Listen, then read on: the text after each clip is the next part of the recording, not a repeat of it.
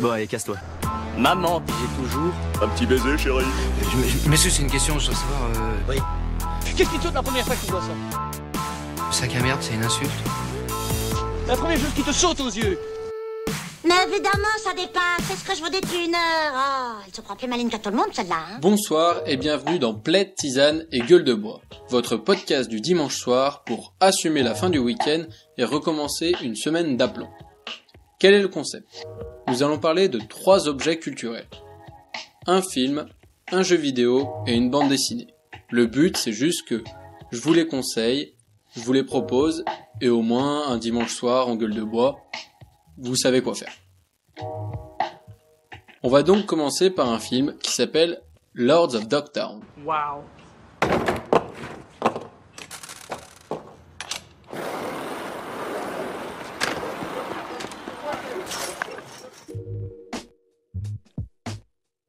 Lords of Dogtown, ou Les Seigneurs de Dogtown dans sa version française, est un film américain et allemand sorti le 20 juillet 2005 en France. Réalisé par Catherine Hederwick et écrit par Stacy Peralta.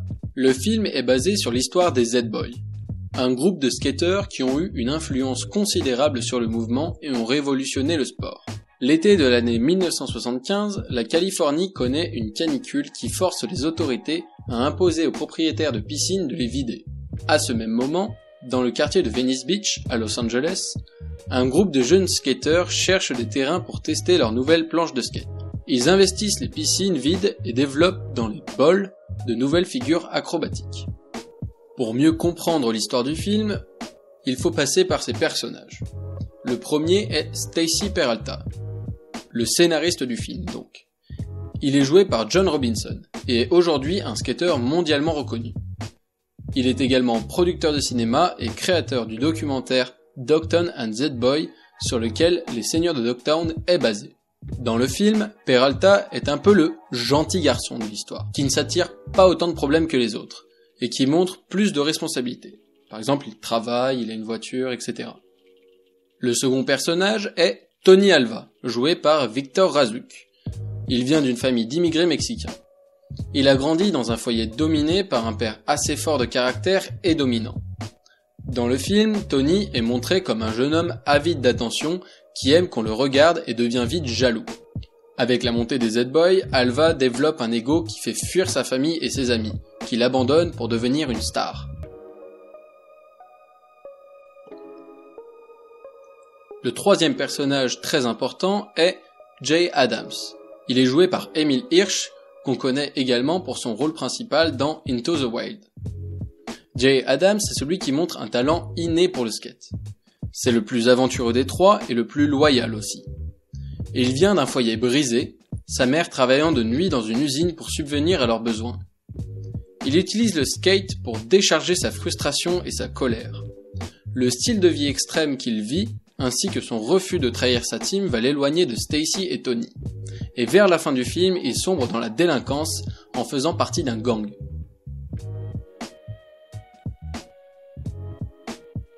Un autre personnage très important dans l'histoire de ces trois, mais moins important dans le film, est Sid. Il est joué par Michael Agarano. Il aime skater avec les autres Z-Boys mais n'est pas aussi doué. Il passe un temps considérable à travailler et à nettoyer le Zephyr Shop, le shop qui les a engagés pour se professionnaliser dans le skate. C'est un personnage très important car il soude les personnages principaux qui sont Jay, Tony et Stacy.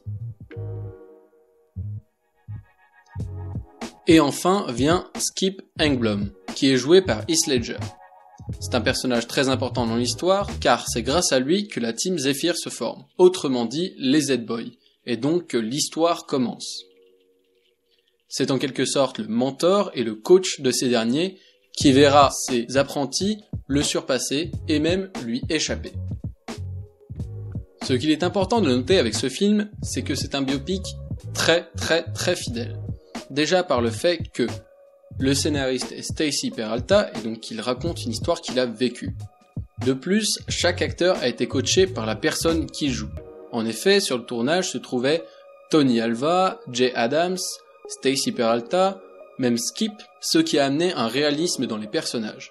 Ils ont appris à skater comme les personnes et sont imprégnés de leurs personnages.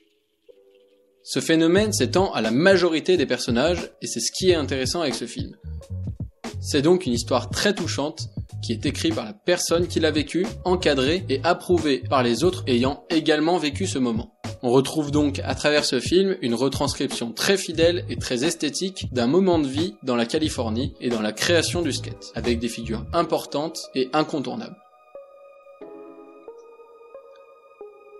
Passons maintenant au deuxième objet culturel, qui sera le jeu vidéo Super Meat Boy.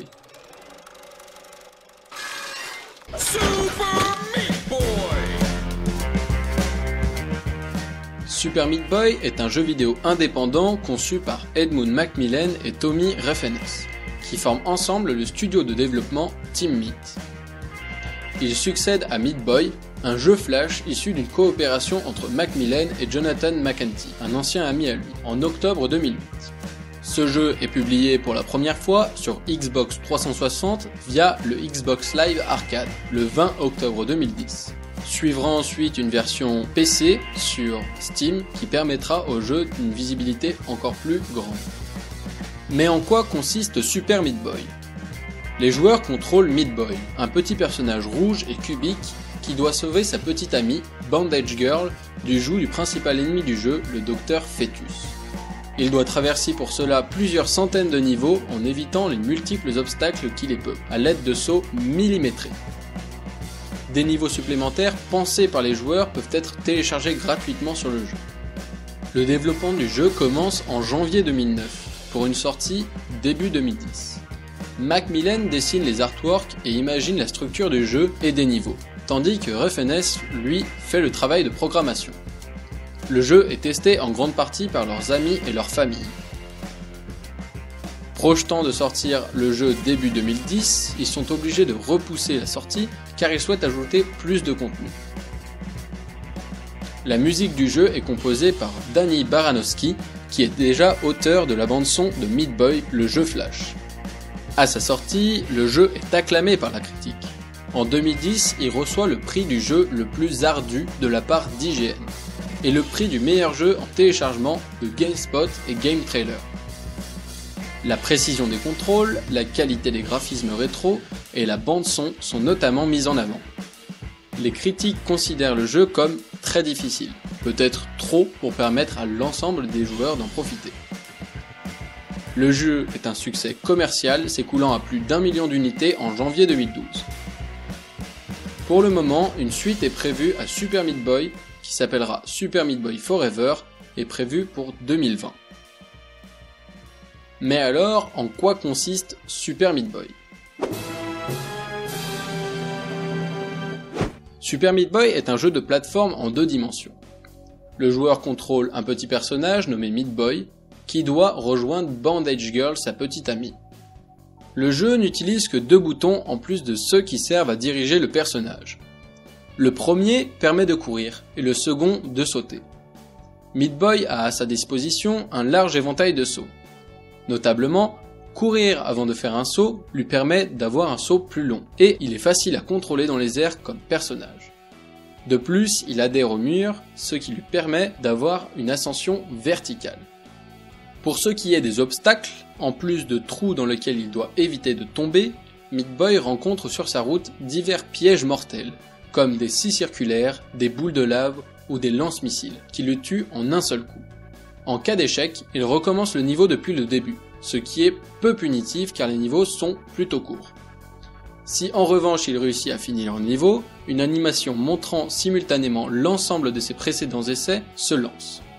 Le level design est conçu de manière que chaque niveau nécessite de nombreux essais avant de pouvoir être réussi. Le joueur est amené à mémoriser le timing et l'itinéraire et à réessayer encore et encore. Mais la frustration de l'échec est compensée par le plaisir de la réussite. La difficulté est assez élevée, le jeu visant surtout un public de joueurs expérimentés. Le jeu comporte 7 mondes.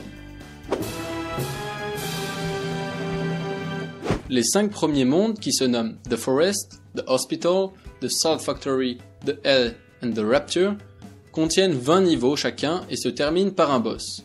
Celui-ci se débloque une fois 17 niveaux d'entre eux terminés. Battre le boss permet d'accéder au monde suivant.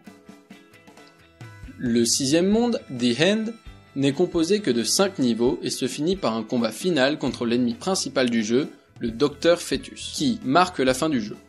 Dans certains niveaux, des objectifs complémentaires sont proposés aux joueurs. Des bandages sont disséminés dans chaque monde, généralement à des endroits difficiles d'accès, et en ramasser suffisamment permet de débloquer d'autres personnages jouables. Certains niveaux, quant à eux, ont une seconde sortie, qui permet d'accéder à des niveaux spéciaux. Ceux-ci sont appelés Warp Zone. Ils se présentent par série de 3 niveaux que le joueur doit finir en 3 vies, et ressemblent graphiquement à des jeux plus anciens de consoles 8 bits par exemple. Au total, on compte plus de 300 niveaux dans l'ensemble du jeu, et ce qui est intéressant, c'est surtout la marge de progression et la courbe de progression que l'on peut avoir en jouant à ce jeu. En effet, c'est un jeu très graduel, on commence sur des niveaux très simples, pour finir sur des niveaux demandant une exigence parfaite. C'est un jeu très frustrant, mais également très grisant. Ainsi, si vous n'avez pas peur du défi et de passer du temps sur un jeu vidéo, je vous conseille vraiment de vous essayer à Super Meat Boy. C'est un beau défi en tant que jeu vidéo et ça fait découvrir une facette encore plus éloignée de la plateforme. Après s'être intéressé à Super Meat Boy en tant que jeu vidéo, nous allons parler d'un livre, plutôt d'une série de mangas. Akira.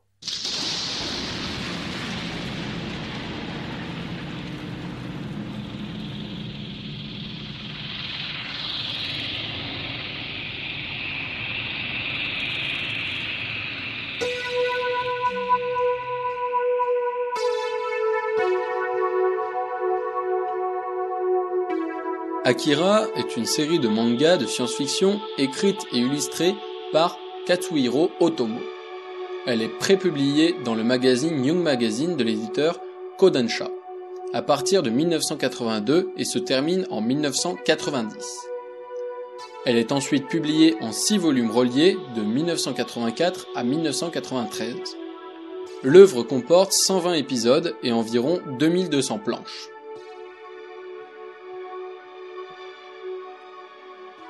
Akira est récompensé par le prix du manga de son éditeur Kodansha en 1984, catégorie générale. Ce manga a nettement participé à la diffusion du manga en Occident. Il a d'ailleurs été édité par Glénat en France. En 1988, Akira est adapté en un film d'animation, également réalisé par Katsuhiro Otomo, sous le même titre, Akira. Ce qui fait la force d'Akira, c'est son illustration, mais également son histoire. Pour son histoire, nous sommes plongés dans un Tokyo détruit par une mystérieuse explosion le 6 décembre 1982. Et cela déclenche la Troisième Guerre mondiale, avec la destruction de nombreuses cités par des armes nucléaires. En 2019, Neo-Tokyo est une mégapole corrompue et sillonnée par des bandes de jeunes motards désœuvrés et drogués.